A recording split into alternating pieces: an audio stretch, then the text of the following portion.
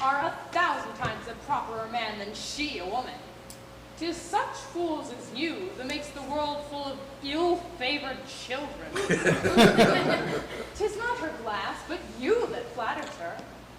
But, mistress, know yourself. Down on your knees, and thank heaven, fasting for a good man's love. For I must tell you, friendly in your ear, sell while you can. You are not for all markets. Cry the man mercy. Love him. Take his offer. Sweet youth, I pray you chide a year together. I'd rather hear you chide than this man woo. He's fallen in love with your foulness. And she'll fall in love with my anger. If it be so, as fast as she answers thee with bitter words, I'll soft her with frowning looks.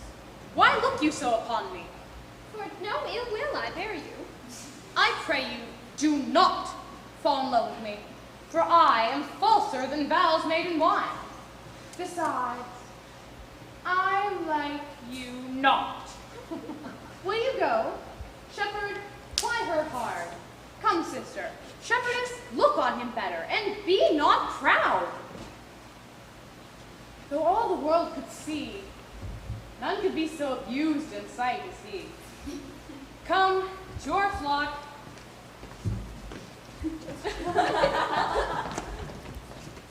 Dead shepherd, now I find I saw of might. Where love, but love not at first sight. Sweet Phoebe, Huh, what sayest thou, Silvius? sweet Phoebe, pity me. Why, I am sorry for thee, gentle Silvius. Wherever sorrow is, relief would be. If you do sorrow at my grief and love, by giving love, your sorrow and my grief are both exterminated.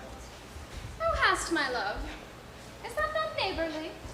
I would have you. Why that were covetousness.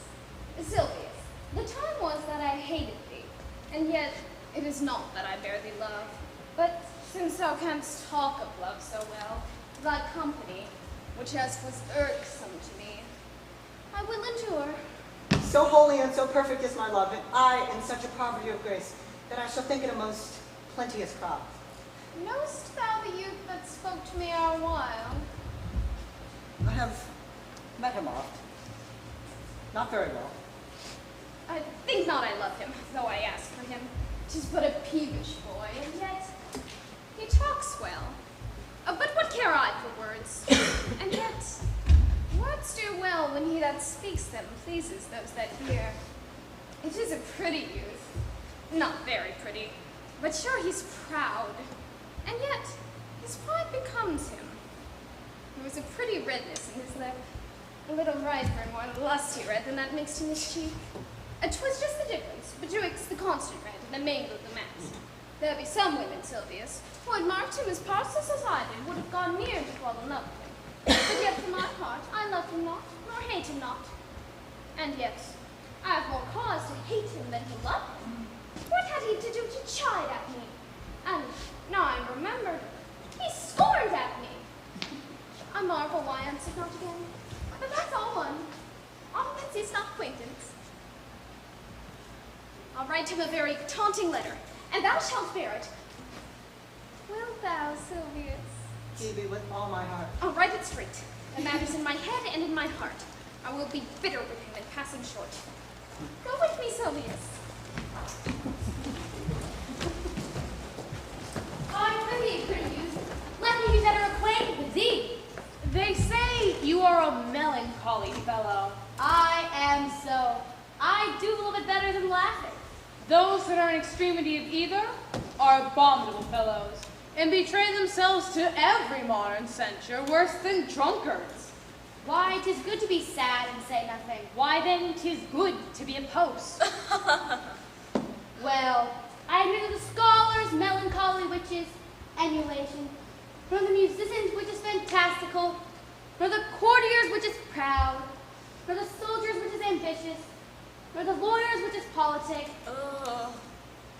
nor the ladies, which is nice, nor the lovers, which is all these, but in which my often ruminations wrap me in most humorous sadness.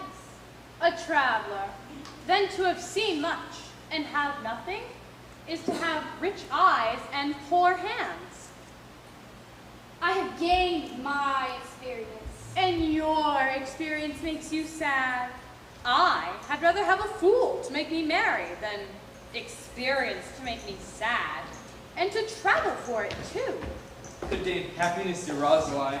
Nay then, God be with you, and you talk in blank verse. Farewell, Monsieur Traveler. Look your lisp and wear strange suits. Disable all the benefits of your own country.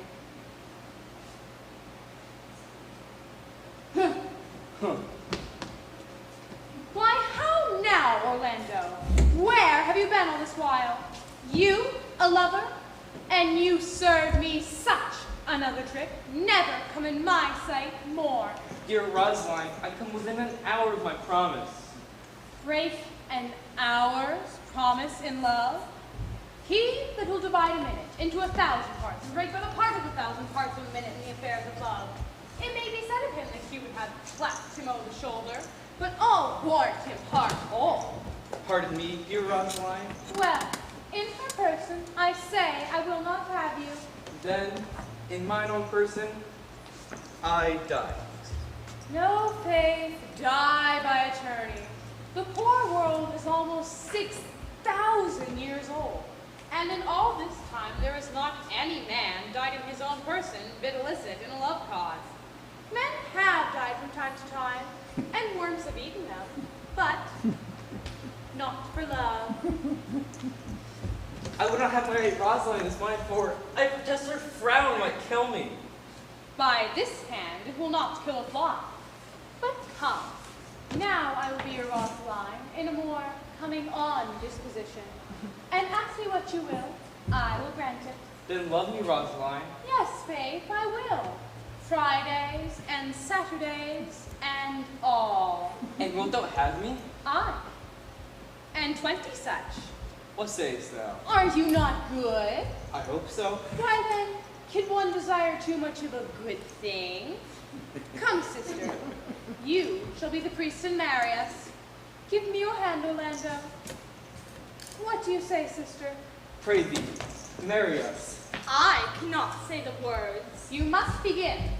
Will you, Orlando? Go to. Will you, Orlando, have to wife this Rosalind? I will. Aye, but when? Why now, as fast as she can marry us. Then you must say, I take thee Rosaline for wife. I take thee Rosaline for wife. There's a girl goes before the priest. And certainly, a woman's thought runs before her actions. So do all thoughts. They are winged. Now, tell me how long you would have her after you have possessed her. Forever and a day. Say a day without the ever. No, no, Orlando.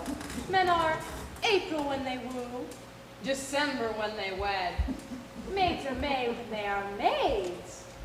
But the sky changes when they are wives. But she is wise. But for these 2 hours, Rosaline, I will leave thee. Alas, dear love, I cannot lack thee for 2 hours. I must attend the Duke's dinner. By 2 o'clock, I will be with thee again. I go your ways, go your ways. Sweet Rosaline. Well, time is the old justice that examines all such offenders, and let time try. Adieu.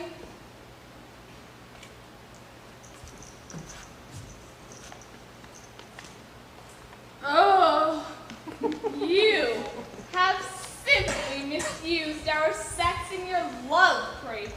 We must have your doublet and hose plucked over your head and show the world what the bird hath done to her own nest. Oh, cuz, my pretty little cuz, that thou didst know how many fathom deep I'm in love. But it cannot be sounded. My affection hath an unknown bottom, like the Bay of Portugal. Or rather, bottomless. That as fast as you pour affection in, it runs out. Nay, that same wicked bastard Venus that was begot of thought, conceived of